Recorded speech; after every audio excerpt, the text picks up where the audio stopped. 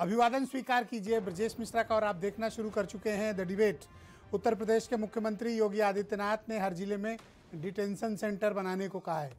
यह detention centre मतलब अस्थायी जेल होती है और इसमें डाला किसको जाएगा? पकड़कर घुसपैठियों को, और इनको चिन्हित करने के आदेश दिए हैं। तब से 2 दिनों से उत्तर प्रदेश में ये मुद्दा बहुत गर्म है। आज चर्चा इसी विषय की करेंगे। बहन भाइयों, उत्तर प्रदेश के मुख्यमंत्री योगी आदित्यनाथ ने 2 दिन पहले एक बहुत कड़ा आदेश जारी किया है। कल फॉर्मल ऑर्डर भी उसके जारी हो गए हैं। मुख्यमंत्री योगी आदित्यनाथ की तरफ से जो आदेश जारी हुआ है उनकी सरकार की तरफ से, वो आदेश में कहा गया है कि जितने भी घुसपैठिए हैं इनको चिन्हित किया जाए, इनकी पहचान की जाए, इन्हें लोकेट किया जाए और इनको फिर पकड़कर अस्थायी डिटेंशन सेंटर में डाला जाए। क्या होते हैं ये डिटेंशन सेंटर? बहनों भाइयों, इस देश में सिर्फ एक ही डिटेंशन सेंटर बना हुआ है, वो भी है असम में। वो भी सुप्रीम कोर्ट के आदेश के बाद बना था। दरअसल असम में बांग्लादेश के और रोहिंग्या कम्युनिटी के बहुत बड़ी संख्या में लोग भाग कर आए थे और अलग अलग जगहों पर बस गए थे, और ये कहा गया कि ये घुसपैठ करके भारत में अवैध रूप से दाखिल होकर यहाँ रह रहे हैं। तब सुप्रीम कोर्ट के आदेश पर इस एक प्रक्रिया चलाई गई और एक डिटेंशन सेंटर बनाया गया। लेकिन अब मुख्यमंत्री योगी आदित्यनाथ ने कहा है कि यूपी के हर जिले में वो डिटेंशन सेंटर बनाएंगे, यानी जितने भी बांग्लादेशी रोहिंग्याज हैं इनको पकड़कर वहाँ पर रखा जाएगा और अस्थायी जेल की तरफ होगा कि जब तक इनकी शिनाख्त न हो जाए, इनके यहाँ के नागरिक होने की पहचान न मिल जाए, इन्हें आइडेंटिफाई न कर लिया जाए, तब तक इनको वहाँ पर रखा जाएगा।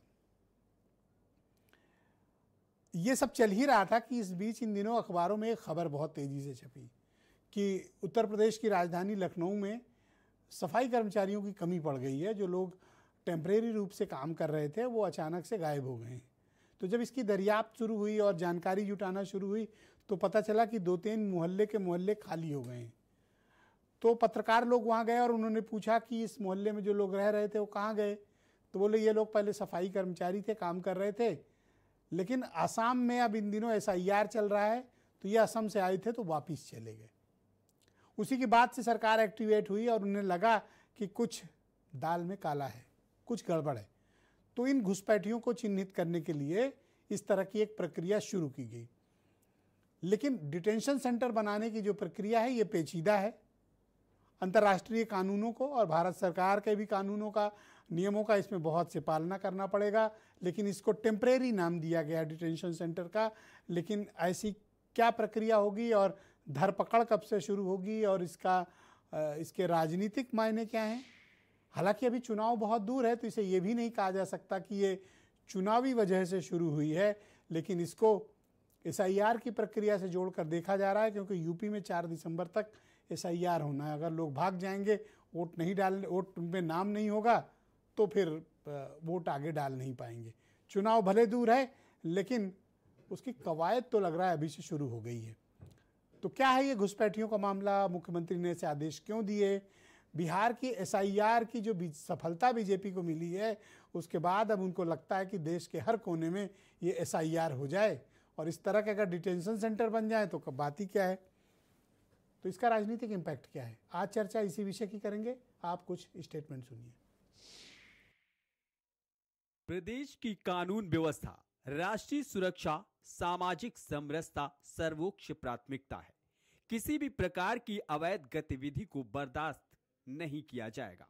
सभी जिलाधिकारी अपने क्षेत्र में रहने वाले अवैध घुसपैठियों की पहचान सुनिश्चित कर उनके खिलाफ नियम के मुताबिक एक्शन शुरू करें। घुसपैठियों को रखने के लिए हर जिले में अस्थायी डिटेंशन सेंटर का निर्माण हो। 9 साल में ये किसी घुसपैठियों को पकड़ नहीं पाए तो इससे नाकारा सरकार और नाकारा मुख्यमंत्री कौन हो सकता है? जो अब डिटेंशन सेंटर की बात कर रहे हैं, आप मुख्यमंत्री हैं, आप किसी को पकड़ ही नहीं पाए अभी तक। Not a man, single man. अगर आप ये स्वीकार करते हैं कि उत्तर प्रदेश में बांग्लादेशी घुस आए, आप क्या करते रहे? आपकी इंटेलिजेंस क्या करती रही? आपकी पुलिस फोर्स क्या करती रही? 8 साल से आपकी सरकार क्या कर रहे थे? इसका मतलब कि आपकी काम करने की क्षमता नहीं है। आपके ऊपर प्रश्न चिन्ह लगता है मुख्यमंत्री जी। ये तो काम आपको पहले ही कर देना चाहिए था। आज कर रहे हैं इसलिए कि आप केवल और केवल चुनाव में जाकर भाषण दे रहे थे और चुनाव में जाकर केवल प्रचार कर रहे थे। पूरा चुनाव कैंपेन करने वाले मुख्यमंत्री हैं आप, काम करने वाले मुख्यमंत्री नहीं है। तो बहनों भाइयों, आज की इस परिचर्चा को हम आगे बढ़ाएंगे। संजय चौधरी उत्तर प्रदेश में भारतीय जनता पार्टी के प्रवक्ता हैं, दीपक रंजन समाजवादी पार्टी से हैं, प्रियंका गुप्ता कांग्रेस कमेटी की प्रवक्ता हैं, रोहित अग्रवाल राष्ट्रीय लोकदल के प्रवक्ता हैं और देवकी नंदन जी हमारे साथ मौजूद हैं, बहुत ही जाने माने पत्रकार हैं। हाजी हसन मेरे साथ मौजूद हैं, जाने माने स्कॉलर।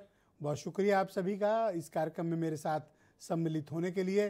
तो संजय चौधरी जी, कार्यक्रम की शुरुआत आपसे, और मुझे ये बताइए कि आपको ऐसा क्यों ज़रूरत महसूस हुआ कि उत्तर प्रदेश में बड़े पैमाने पर अवैध घुसपैठ है? ये कब हुई? इतने वर्ष से आप उत्तर प्रदेश के शासन में, इतना समय कैसे लग गया? और ये अस्थायी डिटेंशन सेंटर क्या है? देखिए, डिटेंशन सेंटर जैसा आप पहले ही बता चुके हैं कि भारत के कोर्ट के द्वारा आदेशित एक निर्णय है जिसके आधार पर डिटेंशन सेंटर्स बन रहे हैं। और ये आदेश उस समय आया जब देश में केंद्र में कांग्रेस पार्टी की सरकार थी।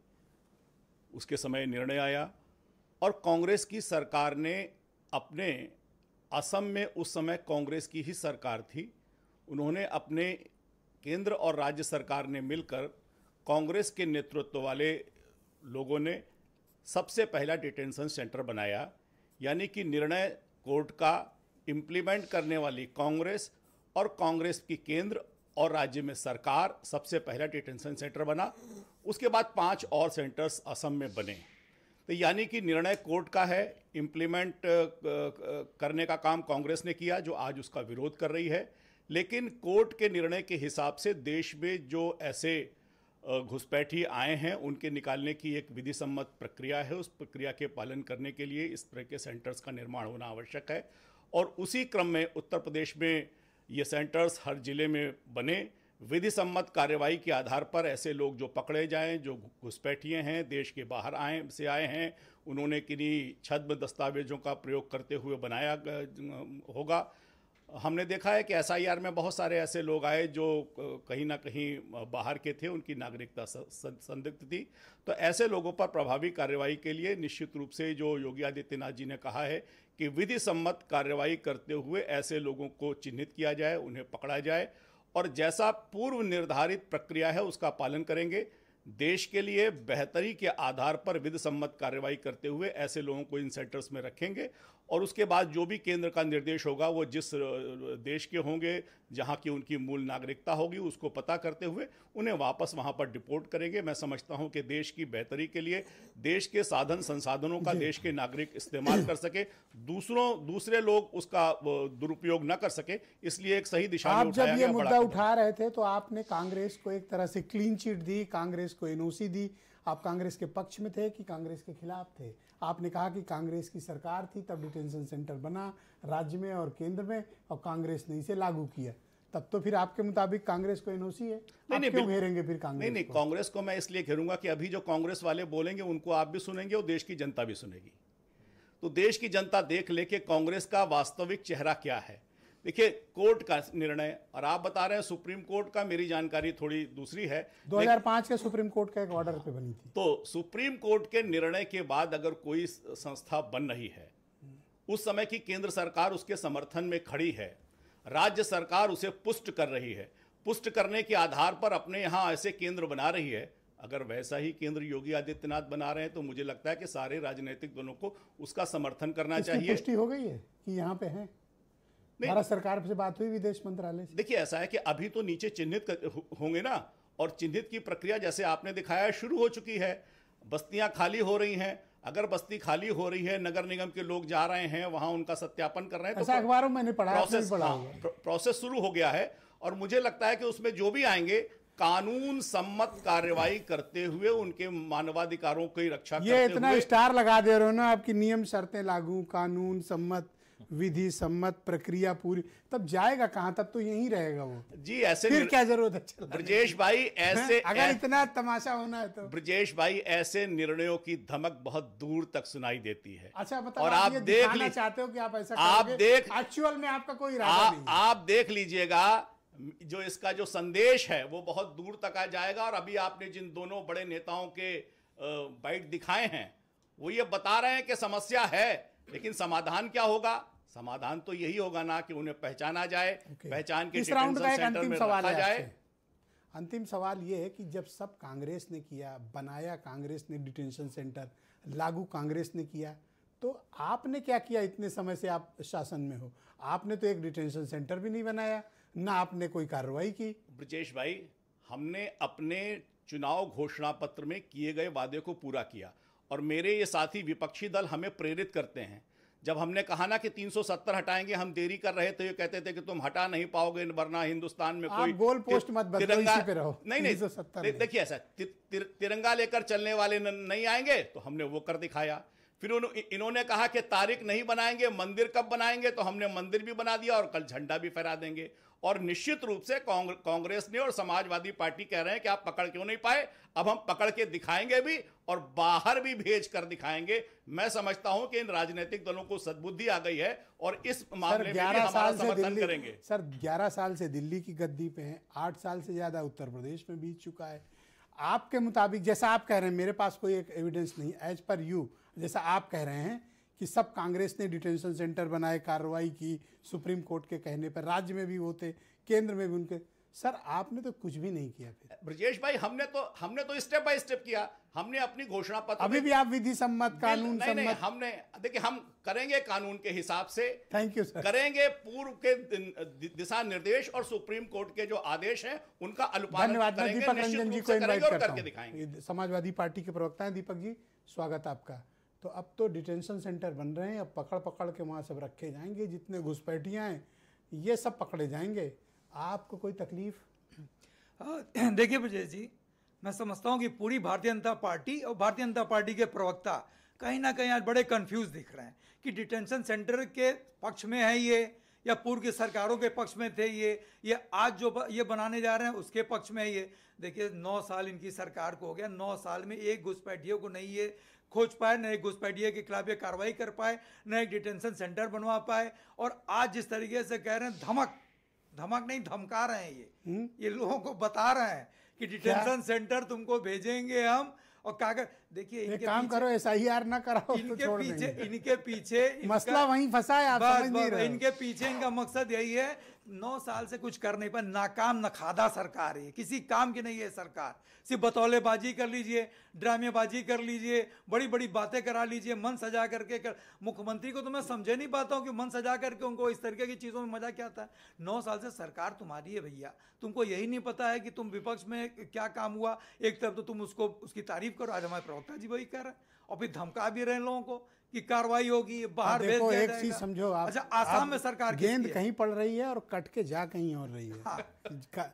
अब देखो लखनऊ में 2 बस्ती खाली हो गई, अगर मैं कहता हूँ 15,000 वोट भी गए तो उनमें से 13,000 तो आपके ही रहे होंगे। देखिए इनकी मंशा पे हमें संदेह है। डिटेंशन सेंटर जो है आज कर दिया इन्होंने, कुछ नहीं कर पाएंगे ये, और ये लोग लाख जो है कुछ कर लें। हम लोग बहुत अलर्ट हैं, बहुत सजग हैं, और समाजवादी पार्टी के एक प्रहरी जो है वो बहुत सजग है, और ये एक का भी वोट नहीं काट पाएंगे गलत तरीके से। ये धमका रहे हैं ना।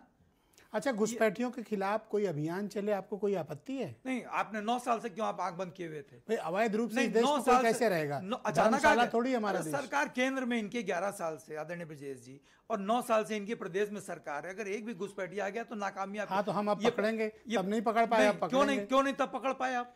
अरे भाई और काम था, आप पकड़ेंगे। तो अपनी नाकामी को स्वीकार कर लें, आज ये स्वीकार करके जाएंगे 9 साल से हम नाकाम थे, आज बोल करके जाए मैं इनकी बात को मैं स्वीकार कर लूंगा कि बिल्कुल सही हो रहा डिटेंशन सेंटर और घुसपैठिए। ये इस चीज को आज मान करके जाए आदरणीय संजय चौधरी जी कि 9 साल से और 11 साल से केंद्र की सरकार नाकाम है, नखादा है, किसी काम की नहीं है सरकार। Thank you. आज बोल करके जाइए, प्लीज वेट करिएगा, आज बोल करके जाना पड़ेगा इनको कि नाकाम है ये सरकार। कांग्रेस पार्टी की प्रवक्ता प्रियंका गुप्ता मेरे साथ मौजूद है। प्रियंका जी, स्वागत आपका। तो बताइए सबको कि जब ये सारी शुरुआत तो आप ही की हुई है, अगर आज एक घुसपैठिया भगाया जा रहा है तो क्रेडिट तो आपको जाता है, आपकी पार्टी को, कि ये सब आपने शुरू किया। तो अब मुसलमान आपसे जवाब चाहता है कि आपने किया क्यों था ये?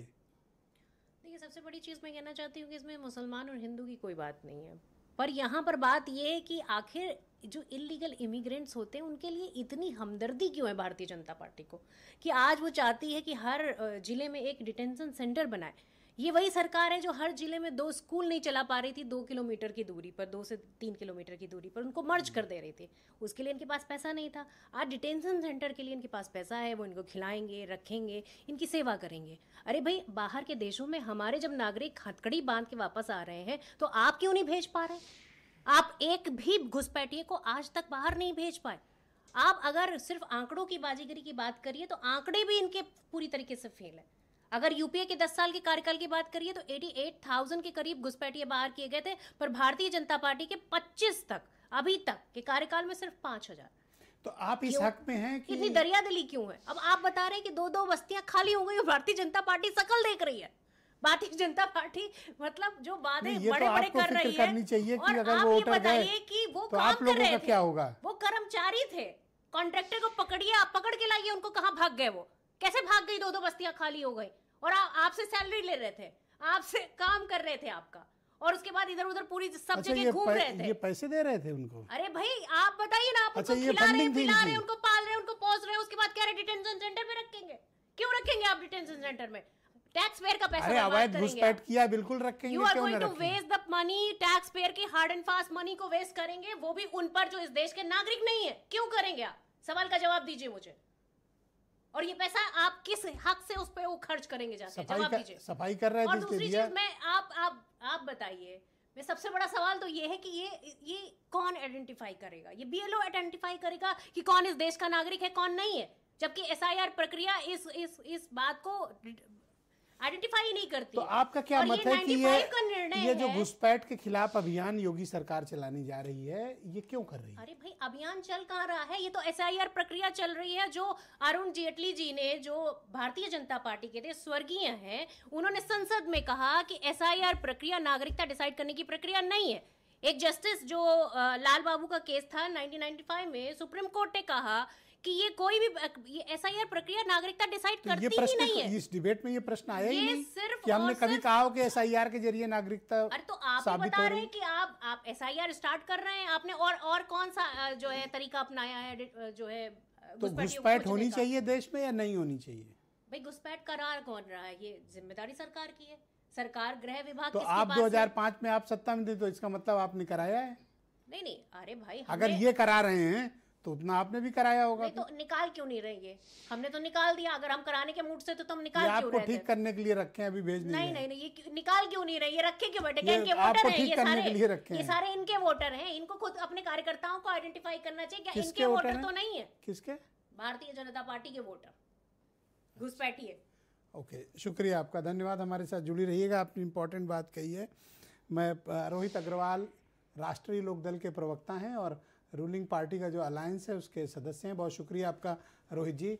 तो घुसपैठियों के खिलाफ कार्रवाई चल रही है, आपको कोई तकलीफ तो नहीं है? नहीं, बिल्कुल नहीं तकलीफ है। और किसी भी देश के ऊपर बोझ होते हैं घुसपैठिए, और घुसपैठियों के ऊपर तो निरंतर कार्रवाई चलनी चाहिए और समय समय पर चलनी चाहिए। और किसी भी हर देश की समस्या है, क्योंकि जब उनके देश में खाने पीने को नहीं मिलता तो कहीं ना कहीं बॉर्डर के नीचे से, तार के नीचे से और इनलीगल तरीके से आ जाते हैं। उसको कहीं ना कहीं राजनीतिक पोषण भी मिलता है, जैसा हमने देखा खासतौर से बंगाल के अंदर अगर आप देखेंगे तो उनको राजनीतिक पोषण मिल रहा है, जहाँ पे कांग्रेस का अलायंस है इंडिया गठबंधन के साथ। और बंगाल के अंदर अलायंस में नहीं है कांग्रेस में। हाँ, इनका तो पता ही नहीं चलता ना सर कि कब ये अलायंस में है कब नहीं है। कल ये सपा के साथ अलायंस में रहेंगे यूपी में कि नहीं रहेंगे भाई?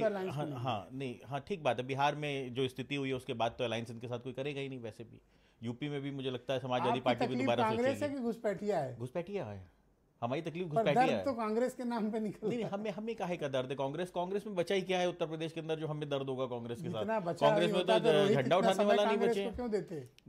समय तो उन्हीं के लिए देना पड़ेगा, क्योंकि देश की अभी भी वो उत्तर प्रदेश में भले ही शून्य हो गए हो, पर देश की तो सबसे बड़े विपक्ष है ये, तो इसलिए समय तो इनके ऊपर देना ही पड़ेगा। समर्थन तो इनकी तरफ से ही आता है कहीं ना कहीं। ये बताओ ट्वीट आ जाता है राहुल गांधी जी का। घुसपैठियों के खिलाफ जो कार्रवाई योगी सरकार कराने जा रही है या कर रही है, अब वो कह रहे हैं हम डिटेंशन सेंटर बनाएंगे, पर किसी भी नागरिक की नागरिकता को साबित करने की बड़ी लंबी कानूनी प्रक्रिया है। ऐसे कैसे पकड़कर किसी को हवालात में डाल दोगे? देखिए ब्रजेश जी, डिटेंशन सेंटर में कौन रखा जाएगा? वो रखा जाएगा जो अपनी नागरिकता सिद्ध नहीं कर पाएगा कि हम भारतीय हैं। आप मुझे बता दीजिए, आज पैनल के अंदर जितने लोग बैठे हैं इनमें से किसी व्यक्ति को जरा डिटेंशन सेंटर में भिजवा के दिखा दीजिए मुझे। तो मतलब समस्या समझने की कोशिश करिए। और समस्या रोहित अग्रवाल ने तो आपको कोई डिटेंशन सेंटर में नहीं डालेगा?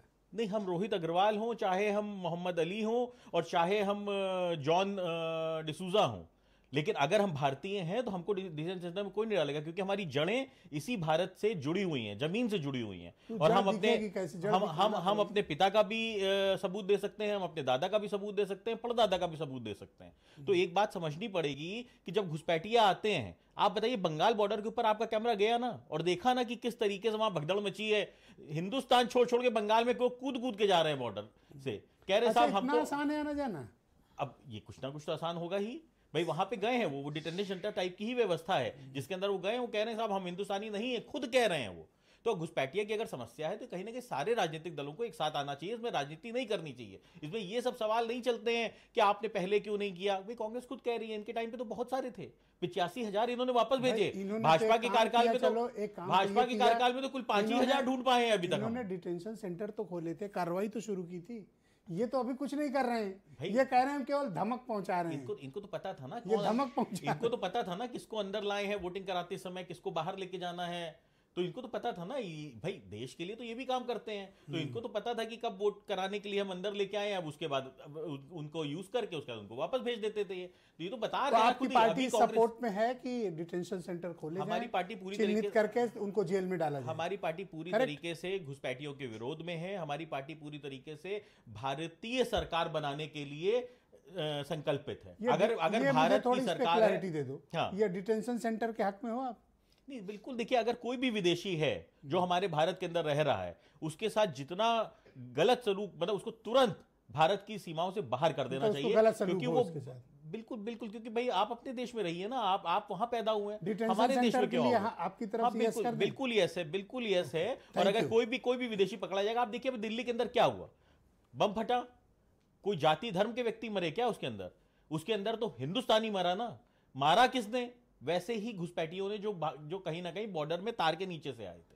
तो एक बात हमको समझनी पड़ेगी कि हमारे देश नीचे तौर डालने की तार दोबारा ना है, ये तार के नीचे कांग्रेस के कार्यकाल के आए हुए हैं। अच्छा। अभी जब ये सफाई हो जाएगी तो उसके बाद ये उसके बाद तार की जगह बाउंड्री वॉल हो जाएगी। थैंक यू रोहित, बहुत शुक्रिया। मैं इस पर चर्चा को आगे बढ़ाता हूँ। हाजी हसन मेरे साथ मौजूद हैं, फिर सबके विचारों को समेट कर देवकी नंदन जी के पास भी चलेंगे। तो हाजी साहब शुक्रिया आपका। तो ये घुसपैठियों के खिलाफ अब अभियान शुरू हुआ है, आपको कोई आपत्ति है, कोई तकलीफ? नहीं, हमें क्या तकलीफ होगी, बड़ी देर से याद आई। खैर, मैं एक अपील और आपके माध्यम से, भारत समाचार के माध्यम से करना चाहता हूँ उत्तर प्रदेश सरकार से और हमारे आदरणीय मुख्यमंत्री जी से, कि बेरोजगारों के खिलाफ भी अभियान शुरू करें, कि उनको पकड़ पकड़ कर रोजगार दिया जाएगा। उनके लिए भी एक डिटेंशन सेंटर बनाए कि यहाँ पे पीएचडी, एमबीए, एमसीए और तरह तरह के बेरोजगारों को इकट्ठा किया जाएगा और लाइन लगा के रोज़ उनकी भर्तियाँ की जाएंगी, उनको रोज़गार दिया जाएगा तो ज़्यादा बेहतर होता। खैर, देर आए, 10 साल बाद कोर्ट का आदेश, 2005 का आदेश 25 में याद आया, अच्छी बात है।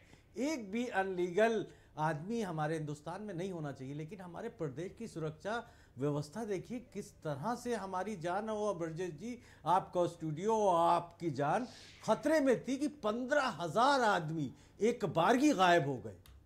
ना हमारे LIU को पता चला, ना हमारे थाने को पता चला। भाई 15,000 लोग एक बस में या एक टैक्सी से तो जा नहीं सकते, और वो हमारे और आपके टैक्स के पैसे से हमारे आपके इलाके में सफाई कर्मी बन के रह रहे थे, यानी हमारे आपके घर तक उनकी पहुंच थी। अगर ये कहीं से किसी टेररिस्ट ग्रुप से ऑर्गेनाइज्ड होते तो ये हम सबके पूरे इलाकों को उड़ा सकते थे, और हमारी सरकार सो रही थी, हमारी एजेंसियां सो रही थी। तो पहले तो हमारी उन एजेंसियों पे, उन अधिकारियों पे, जिस क्षेत्र से, जिस मोहल्ले से मोहल्ला खाली हुआ, उस थाने से वहाँ की LIU टीम के ऊपर कार्रवाई करनी चाहिए थी मुख्यमंत्री को, कि आखिर कैसे 15,000 लोग रातों रात कैसे गायब हो गए, और जो हमारे टैक्स का पैसा ले रहे थे, हमारे घरों तक घुस रहे थे, हमारे यहाँ से सफाई भी कर रहे थे, हमारे मोहल्लों में, हमारी सड़कों पे, हमारे घरों से कूड़ा भी उठा रहे थे। तो यानी हमारी जान तो बिल्कुल, हम किसी उसमें ही नहीं रह गए। हमने तो ऐसे लोगों को अब जितने बच गए हैं, अगर उनको पकड़कर पूरा किसी अस्थायी जेल, जिसे डिटेंशन सेंटर कहा जा रहा है, वहां अगर रखा जाए तो कोई एतराज?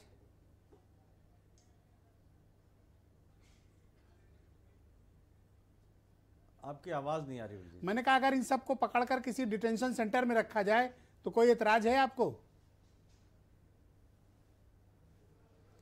भाई डिटेंशन सेंटर में रख के फिर हमारा टैक्स का पैसा यूज किया जाए।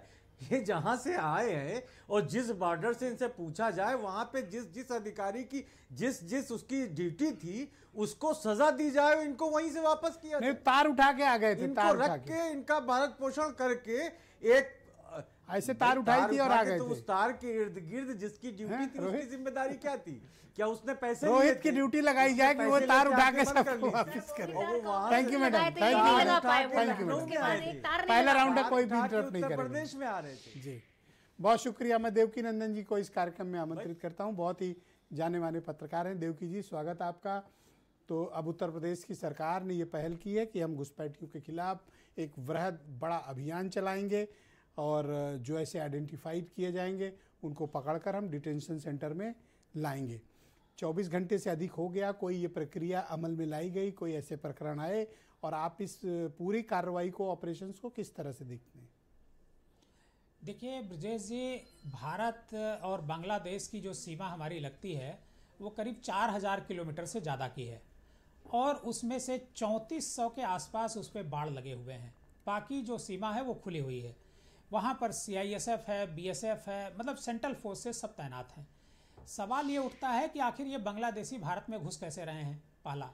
दूसरा, जो मुख्यमंत्री जी ने जो फैसला लिया है कि हम डिटेंशन सेंटर बनाएंगे और बांग्लादेशियों की तलाश करेंगे और उनको डिटेंशन सेंटर में रखेंगे, ये अच्छी बात है, रखना चाहिए, बिल्कुल उनको उनकी तलाश होना चाहिए। कोई भी एक विदेशी भारत की धरती पर नहीं होना चाहिए जो अवैध तरीके से भारत में आया हो। लेकिन सवाल उठता है कि ये जो लोग हैं उनको हम डिटेंशन सेंटर में क्यों रखेंगे?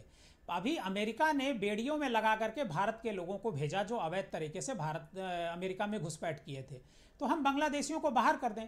अभी कुछ दिन पहले जो राज्यसभा मेंबर हैं बीजेपी के और एक्स DGP हैं उत्तर प्रदेश के, ब्रिजलाल जी, उन्होंने एक वीडियो बनाया था अपने घर के सामने का, जिसमें वो चार महिला और पुरुष थे जो हाथ में झाड़ू लिए हुए थे और उनके बारे में वो बता रहे थे कि ये बांग्लादेशी हैं। मतलब पूरे शहर की सफाई व्यवस्था बांग्लादेशियों के हाथ में है। ये क्या किसी विपक्ष ने तो रखा नहीं है? नगर निगम पर किसका कब्जा है? नगर निगम में किसकी सरकार है? बीजेपी की सरकार है।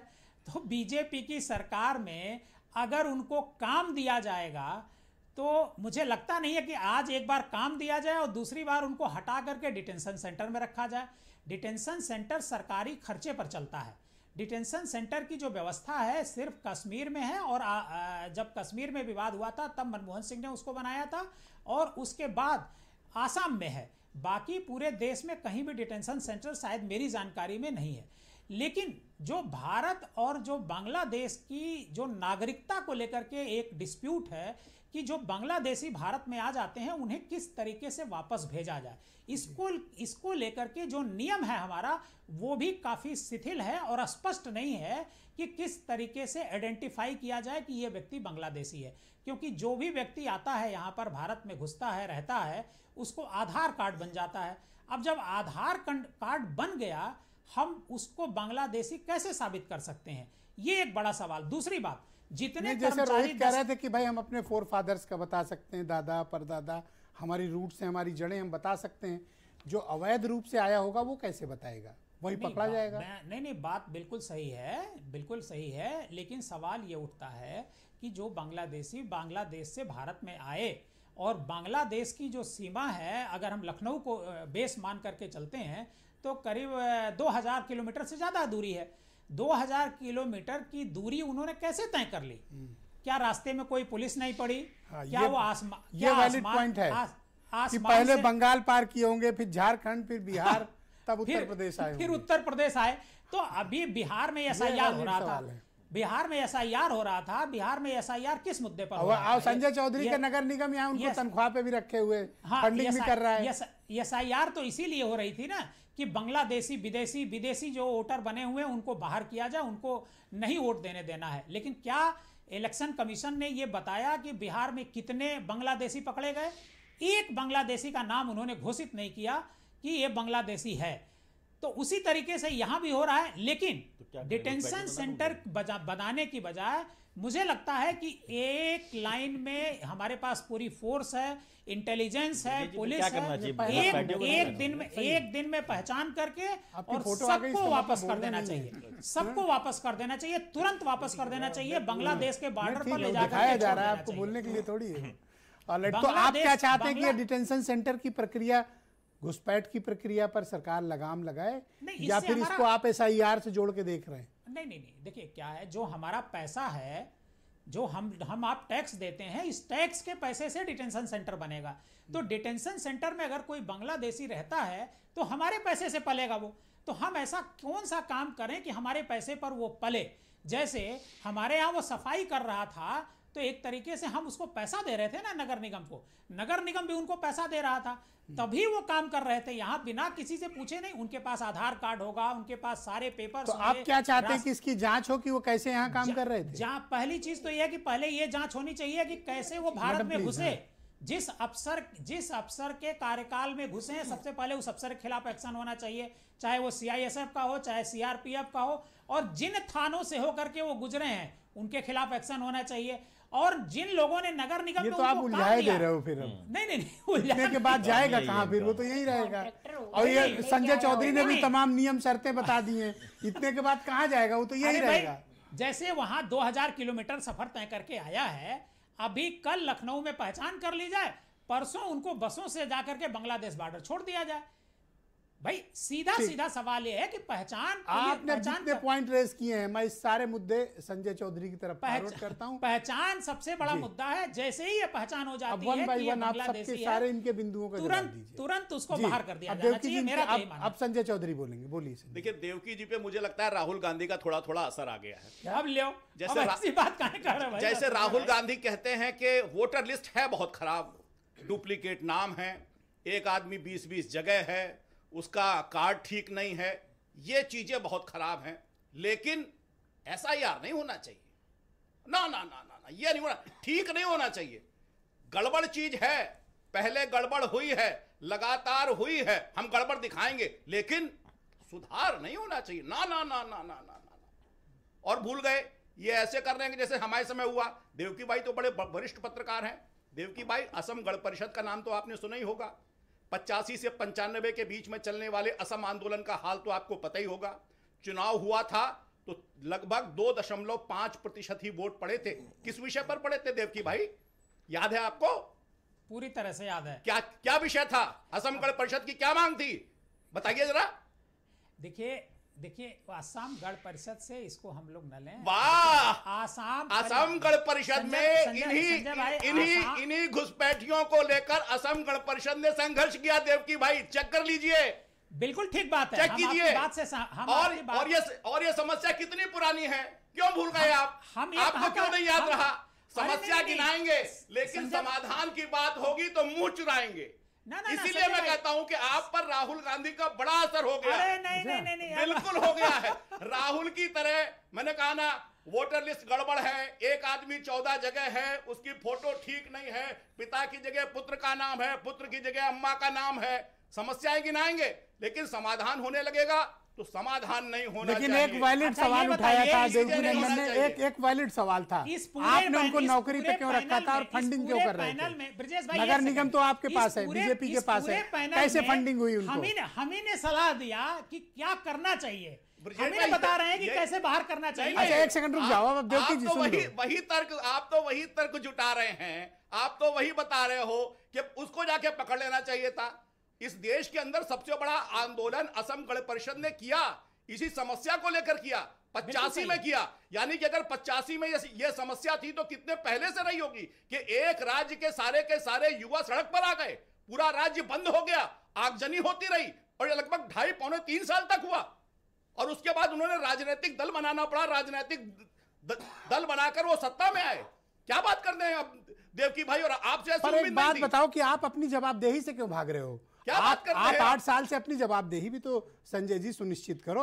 आपके ही कार्यकाल में 15,000 लोग यहां से रातों रात गायब हो गए, कौन थे वो?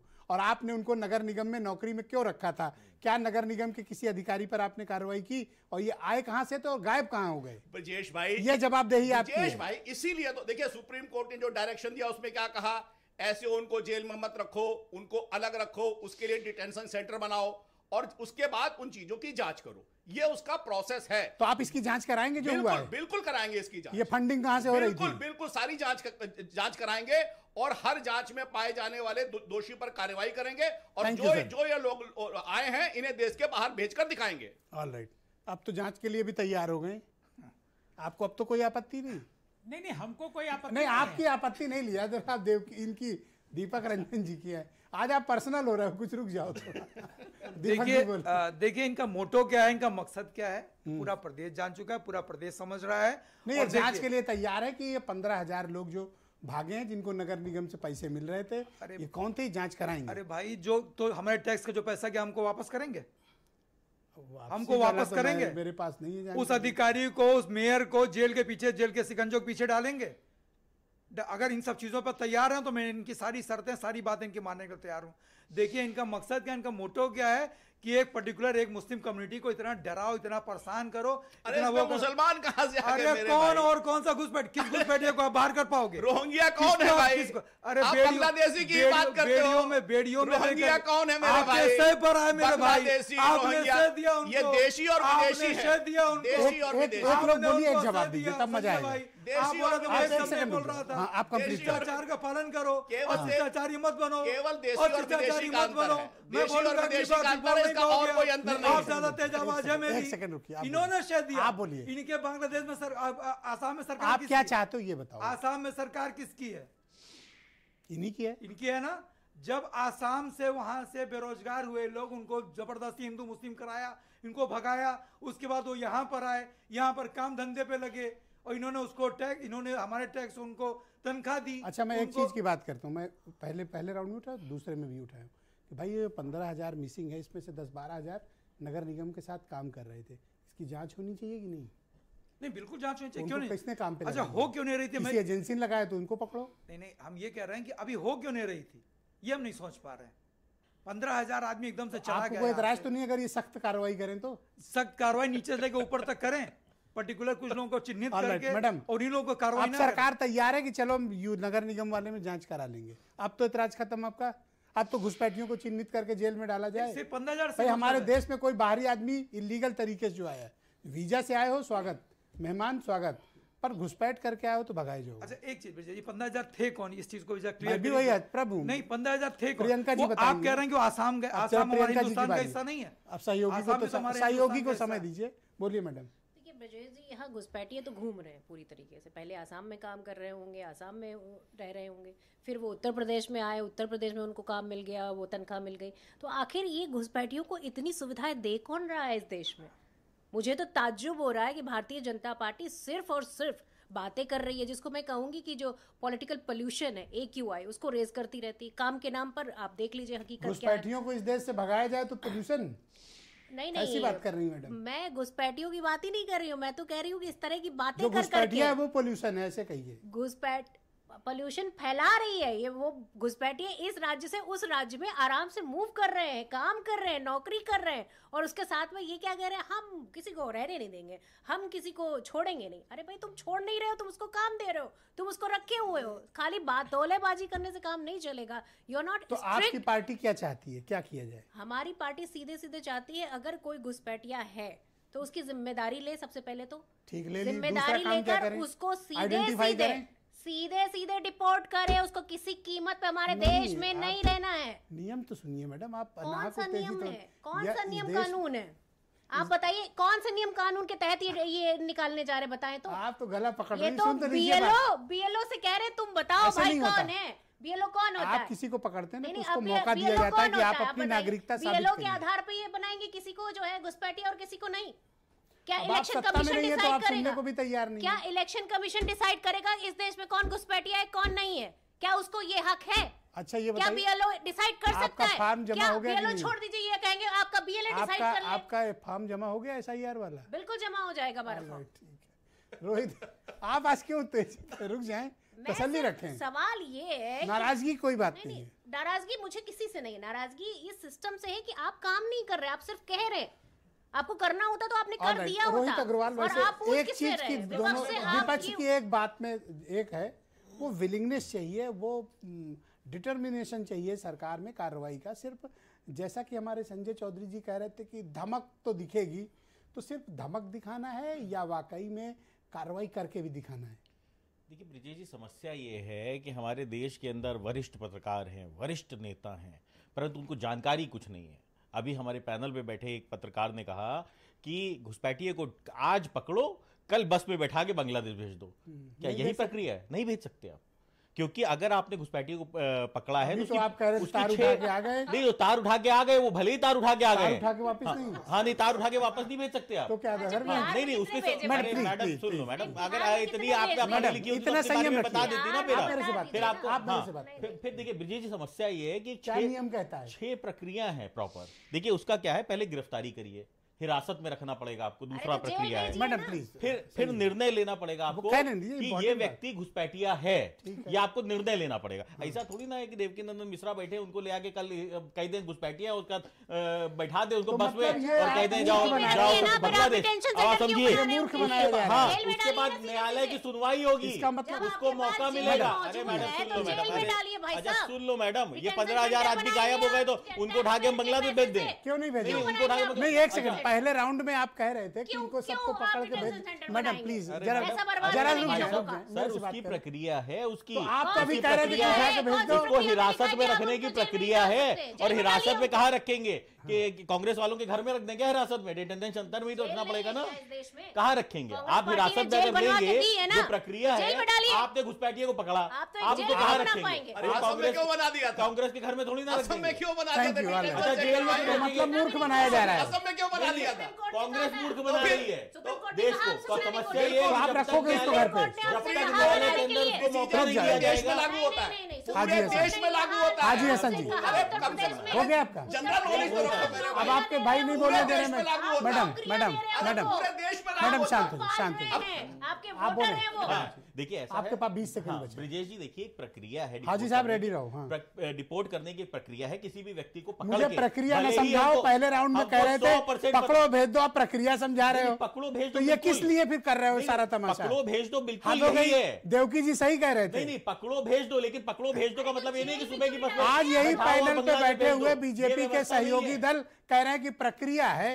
अरे तो प्रक्रिया सुनने थोड़ी बैठे हैं। करने की प्रक्रिया है, कल पकड़ो जेल में डालो। अच्छा, कल कोई अधिकारी इनसे नाराज हुआ देवकीनंदन मिश्रा जी से, इनको पकड़ के कह दिया इनके फोर फादर से यहीं पे हैं, ये बता देंगे। तो ये किसको बताएंगे? जब इनको न्यायालय के अंदर इनको प्रूव करने का मौका दिया गया तभी तो बताएंगे ना। क्या हाजी हसन जी, हाजी साहब, देखिए कांग्रेस की प्रवक्ता क्या कह रही है? कांग्रेस की प्रवक्ता साफ कुछ नहीं कह रही, किसी को जबरदस्ती नहीं भेजा जा सकता। हाजी हसन भेजा जा सकता। हाजी साहब, कांग्रेस की प्रवक्ता खुद कह रही है कि किसी को नहीं भेजा जा सकता। हो गई बात मैडम, यही तो हम कह रहे हैं। यहाँ स्टूडियो में सबकी आवाज, किसी की आवाज नहीं जा रही। भारतीय हाजी साहब आप बोलो कि अब आप बीजेपी के सहयोगी दल कह रहे हैं भाई एक पूरी प्रक्रिया है, न्यायिक प्रक्रिया होगी, सुनवाई होगी तब भेजेंगे। अब पहले राउंड में था कि तुरंत पकड़ के भेज दो, आप कह रहे नहीं पूरी प्रक्रिया करेंगे। हाजी साहब बोलिए, हाजी साहब को बोलिए, मिश्रा जी उसके बाद प्रकट होंगे। भाई ये तैयारी लग रही है, बहुत करीब है इलेक्शन ब्रजेश जी। वो तैयारी है, भूमिका बांधी जा रही है और उसके लिए ये है, यानी ये कुछ नहीं करेंगे। इनका कहने का मतलब है बहुत लंबी प्रतिक्रिया है। रोहित की बात सुन के तो मुझे बड़ी निराशा हुई, मुझे लग रहा था कुछ कार्रवाई होगी तब तक, पर ये तो मुझे नियम बताने लगे। तो नियम है ब्रिजेश जी, नहीं, आपकी बारी खत्म है, उनको बोलिए। अभी नियम बता रहे हैं, उसके बाद ये अच्छा एक बात और बड़ी अच्छी आई आज इस डिबेट में ब्रजेश जी, कि ये बता रहे हैं कि सरकारें अपनी मर्जी से वोट डलवाने के लिए बॉर्डर क्रॉस करवा के लाती है और वापस भेज देती है। ये सब पता तार उठा के, ये सारी चीजें पता है। कैसे? इसीलिए शायद लखनऊ नगर निगम में 15,000 लोग नौकरी कर रहे थे। बड़ी अजीब सी बात है कि हमारा पूरा सिस्टम हैक था। अगर वो लोग किसी पाकिस्तानी एजेंसी के से टच में होते तो हमारे साथ क्या हो सकता था? इसकी जिम्मेदारी कौन लेगा? अरे आप तो गेंद स्पिन कर रहे हो, नगर निगम के किसी और तरफ अधिकारी लेंगे या वो ठेकेदार लेंगे या नहीं, बिल्कुल सिक्योरिटी पहला मसला है।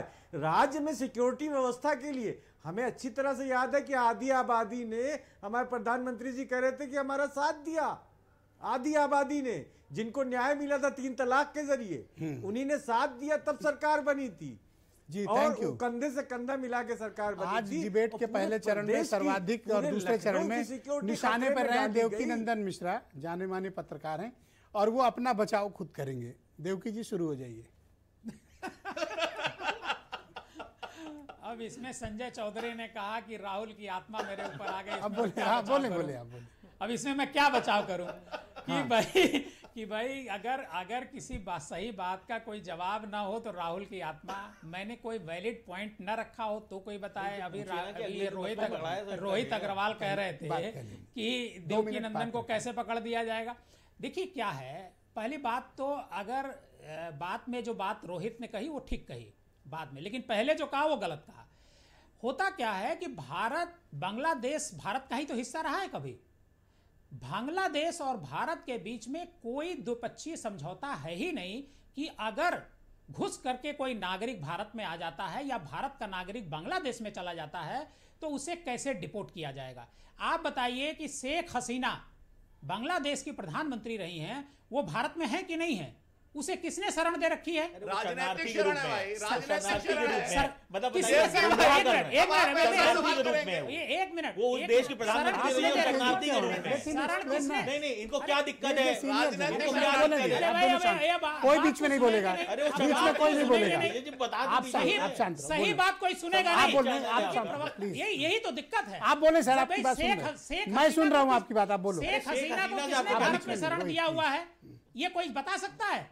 शेख हसीना भारत में कैसे रह रही हैं? क्या वो ये भी हो सकता है कि भारत सरकार ने उनको राजनीतिक शरण दी हो, लेकिन भारत नहीं, भारत सरकार ने घोषित नहीं किया है कि हम शेख हसीना को राजनीतिक शरण दे रहे हैं। भारत सरकार ने कभी ये नहीं कहा है कि हम शेख हसीना को राजनीतिक शरण दे रहे हैं। अब ये टेक्निकल बात तो मुझे नहीं पता। अवैध तरीके से शेख हसीना भारत आई हैं और भारत में उनको शरण दी गई है। शरण कौन दे रहा है ये पूरा देश जानता है। दूसरी बात, भारत और बांग्लादेश का जो डिस्प्यूट है घुसपैठ का, वो आज का नहीं है। ये बिल्कुल ठीक बात है। आज से 50 साल जब से बांग्लादेश बना है उसके बाद से ही भारत और बांग्लादेश के बीच में घुसपैठ की समस्या बनी रही है। भारत के लोग बांग्लादेश चले जाते हैं, बांग्लादेश के लोग भारत आ जाते हैं। मैंने बंगाल में देखा है, 2021 में था वहां पर। बांग्लादेश, कलकत्ते की बहुत सारी मार्केट बांग्लादेश के कपड़ों से चलती हैं। आज बांग्लादेश का मार्केट कपड़े में कमजोर हो गया है, लेकिन एक समय में बांग्लादेश में बने हुए कपड़े पूरे कलकत्ता के पूरे भारत में अटे पर मुझे एक बात बताओ, बड़े अगर जैसे देखिए किसी भी अगर कोई विदेशी नागरिक पकड़ा जाता है और उसको कैसे डिपोर्ट करना है, उसके साथ कैसा सलूक करना है, उसे कहाँ रखना है, इसकी एक बड़ी लंबी प्रक्रिया है। सबको सबके अधिकार भी प्रदत्त हैं। फिर एक राज्य सरकार ये कैसे आदेश दे सकती है कि इसको पकड़ के डिटेंशन सेंटर में रख लो? आप ब्रिजेश जी एकदम सही कह रहे हैं, लेकिन बांग्लादेश के साथ जैसे पाकिस्तान के साथ अगर कोई हमारा विवाद होता है, कोई हमारा नागरिक पाकिस्तान में पकड़ा जाता है और पाकिस्तान का नागरिक भारत में पकड़ा जाता है, तो उसके लिए एक नियम बनाया गया है, एक प्रक्रिया। क्या कोई राज्य सरकार इस बिना अनुमति के डिटेंशन सेंटर बना सकती है? अब देखिए, इस योगी जी ने फैसला लिया है। योगी जी बहुत सारे फैसले लेते हैं, उनके बहुत सारे फैसले अच्छे होते हैं। तो मैं इस मुद्दे पर नहीं कह सकता कि योगी जी ने भारत सरकार से पूछा होगा या नहीं पूछा होगा। निश्चित तौर पर कोई इस पर बात जरूर हुई होगी, लेकिन एक डिटेंशन सेंटर अगर बनाया जा रहा है तो ये अच्छी बात है। लेकिन मेरा तो यह मत है कि उन्हें तुरंत वापस कर देना चाहिए। जब कोई हमारे देश की प्रक्रिया ही नहीं है भारत और बांग्लादेश के बीच में, कैसे हम? पर रोहित अग्रवाल इस बात की स्ट्रांग पैरवी कर रहे हैं कि कोई भी घुसपैठिया मिले तो पहले उस पे मुकदमा चलाओ, उसको साबित करने का मौका दो, पूरा नियम पालना करे, आपका खाए पिए। अरे नियम है ब्रिजेश जी, अगर हमें सामने भी पता है कि ये व्यक्ति बांग्लादेशी है, तब भी आपको उसको मौका देना पड़ेगा कि ये भारतीय है तो नहीं है। क्यों दे भाई? अरे नियम है। कल हम कहते हैं कि देवकी नंदन मिश्रा घुसपैठी है, बांग्लादेश से आए, तो आप इनको बस पे बैठा के भेज देंगे? बांग्लादेश और भारत के बारे में ये नियम है ही नहीं। घुसपैठिया नहीं, देवकी नंदन जी को आप बस पे बैठा के भेज देंगे कि ये घुसपैठी है? मतलब कुछ भी। अरे भैया उसका नियम कानून है घुसपैठियों को नहीं, बाहर कोई करने नियम का। कानून नहीं, आपको जानकारी नहीं है। अरे आपको जानकारी नहीं है, आपको क्या जानकारी है? अच्छा बताइए, आप बांग्लादेशी को यहाँ पे पकड़ लेंगे, आप बांग्लादेशी वापस को रखना कर देंगे? चाहते हो? किस तरीके से वापस देवकी करेंगे आप? नंदन नहीं, नियम नहीं, कानून नहीं। बताइए। रोहित आप अग्रवाल भेज देंगे। घुसपैठियों मैं कहता हूँ के हक आप में। बांग्लादेशी हैं, मैं कहता हूँ देवकी नंदन बांग्लादेशी हैं, आप इनको बस में बैठा के भेज दीजिए। बंगला ये कह रहे हैं बस में बैठा के भेज दीजिए। आप वो अपनी बात खुद हमारे रखो, आप भारतीय शांत हो नागरिक जाओ। नहीं, ओके, आप शांत हो जाओ। देवकी नंदन एक बोलिए। नियम कानून अरे भाई, एक नियम कानून है, रिपोर्ट करने की व्यवस्था है। अरे रोहित बांग्लादेश और भारत के बीच में डिटेंशन को लेकर के क्या नियम है ये बता दें। ये जो कह रहे हैं ये दिखा दें ना। किसी को भी नहीं कह सकती आपकी, आप ऐसे रिपोर्ट कर देंगे। आप तो किसी बांग्लादेश को के रिपोर्ट नहीं कर सपोर्टर सकते। निकले। मैडम, इस आप डिबेट किसी को की- रिपोर्ट नहीं कर सकती इस तरीके डिबेट से, की जब तक आप उसको Thank you, कानूनी धन्यवाद। कार्रवाई का उसको राइट है। इस डिबेट की सबसे बड़ी डिस्कवरी रोहित अग्रवाल हैं, क्योंकि जितनी शिद्दत के साथ ये घुसपैठियों और बांग्लादेशियों की पैरवी कर रहे हैं, ये बात मुझसे ज्यादा संजय चौधरी को हतप्रभ कर रही है सन्नाटे। अरे भैया उसका नियम कानून है, उसका बोलिए, संजय रिपोर्ट जी करने का नियम कानून अब है। संजय संजय जी चौधरी बोलेंगे। जी से पूछ अब संजय चौधरी सब लोग अरे ये भी सरकार में रहे, कांग्रेस वाले सरकार में रहे। संजय जी आप शांत हो जाओ। Sanjay ji go ahead. आप अरे तो एक सहमत शब्द नहीं नहीं बोलते बोलना हैं। चाहिए। एक शब्द प्रधानमंत्री ने नहीं बोला। शांत अरे चलिए, आप एक सेकंड कौन शांत सा हो। नियम कहता है? एक सेकंड पगड़ी बांध दीपक करके भाई, भेजो। दीपक भाई प्रधानमंत्री एक शब्द नहीं अरे बोले। दीपक भाई आप बताइए कि आप रोहित से सहमत है कि नहीं? संजय जी देखिए, बताइए। जब बातें तर्क की कसौटी पर खरी नहीं उतरती तब ऐसे ही होता है। क्या बांग्लादेश से आए हुए घुसपैठियों को देश ने वापस नहीं भेजा? भेजा है, और भेजा है तो नियमानुसार भेजा है। मुझको लगता है देवकी भाई आप इसको भी अंडरलाइन कर लीजिएगा। आप रोहित और से सहमत हैं? और घुसपैठियों में घुसपैठियों में केवल बांग्लादेश के ही नहीं है, अरे म्यांमार के भी Thank you, हैं, धन्यवाद। रोहिंग्या भी डिबेट हैं, ओवर, धन्यवाद। और इनकी पैरवी करने अरे वाले हो गई कपिल डिबेट, सिब्बल जैसे हो गई लोग भी हैं जो कांग्रेस थैंक के यू, भी हैं और सपा धन्यवाद। के भी हैं। आप सबका बहुत बहुत शुक्रिया, बहुत धन्यवाद इस कार्यक्रम को देखने के लिए। और बहन भाइयों, आप सबका भी बहुत शुक्रिया। आज इस देश में बॉलीवुड में एक युग कांत हुआ है। जाने माने फिल्म एक्टर, अभिनेता, सुपरस्टार धर्मेंद्र का निधन हुआ है। हम आपको एक छोटे से ब्रेक के बाद उनकी फिल्म यात्रा की एक पूरी विस्तृत ब्यौरा दिखाएंगे कि धर्मेंद्र किस तरह से भारतीय सिनेमा की एक पहचान बन गए। बहुत शुक्रिया, धन्यवाद, नमस्कार।